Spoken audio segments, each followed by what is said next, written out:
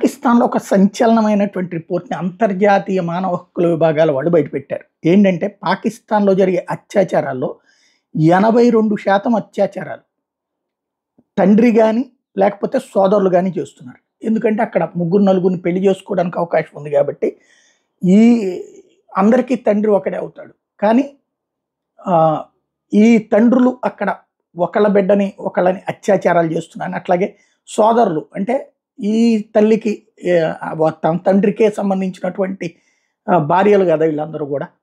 ఒక భార్యకి సంబంధించినటువంటి బిడ్డ ఇంకొక భార్యకి సంబంధించినటువంటి బిడ్డ మీద అత్యాచారాలు చేస్తున్నారని తేలిందట.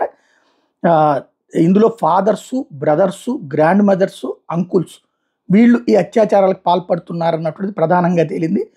ఆహ్, ష షంద్నా గుల్జార్ ఖాన్ పాకిస్తానీ చట్టానికి సంబంధించినటువంటి ఇది పాకిస్తాన్‌కి సంబంధించినటువంటి పార్లమెంట్ సభ్యులు ఈ విషయాన్ని తాజాగా హైలైట్ చేసుకుంటూ వచ్చారు.